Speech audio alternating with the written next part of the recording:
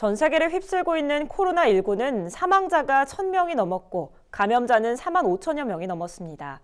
다행히 국내에서는 사망자 없이 감염 확진자가 소수에 머물고 있고 최근 완치 판정을 받아 퇴원하는 인원도 늘고 있습니다.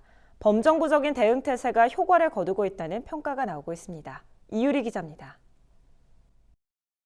신종 코로나 바이러스 감염증, 즉 코로나19의 확산으로 중국 내 사망자가 1,000명을 넘어선 가운데 사망자의 95% 이상이 중국 후베이성에서 발생한 것으로 나타났습니다.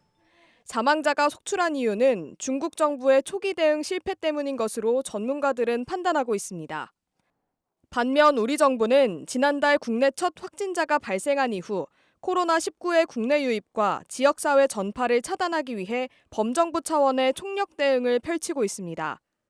정부는 우선 국내 입국 검역의 고삐를 단단히 했습니다. 공항과 항만에 검역 인력을 추가 배치하고 검역 태세를 대폭 강화했습니다. 또 선별진료소를 긴급 확대 지정하고 전국 어디에나 국민들이 진료 사각지대 없이 검사와 진료를 받을 수 있도록 조치했습니다.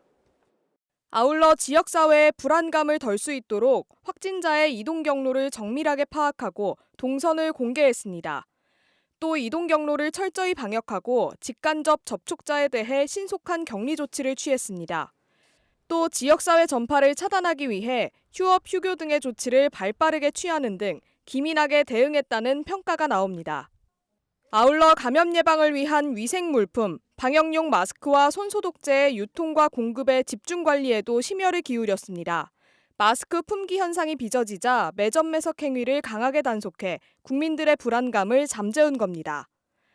정부는 또 의심 환자의 진단을 빠르게 하기 위한 대책도 마련했습니다. 의심 환자의 진단에 진단시약 긴급 사용을 승인한 만큼 더욱 빠른 진단이 가능해질 것으로 전망됩니다. 저희가 신종 코로나 바이러스 진단 시약에 대해서 2차 평가를 시행을 하였습니다. 한 개 제품이 추가로 긴급 사용 승인을 획득하였습니다. 이번 추가 승인된 그 시약, 진단 시약의 긴급 사용 승인 제품이 한 개에서 2개로 늘어나며 시약 공급도 더욱 원활해질 것으로 전망하고 있습니다. 정부의 이 같은 방침에 격리됐던 확진자가 최근 연이어 퇴원하면서 범정부적 총력 대응이 효과를 거두고 있다는 평가가 나옵니다.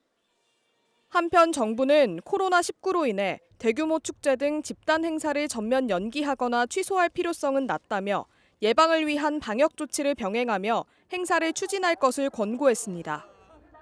참가자가 밀접 접촉해 호흡기로 전파될 수 있는 프로그램은 제외하고 보건소와 협조 체계를 구축해 사전 안내와 직원 교육 등을 철저히 하면 지역 축제와 행사를 개최해도 무방하다고 정부는 밝혔습니다.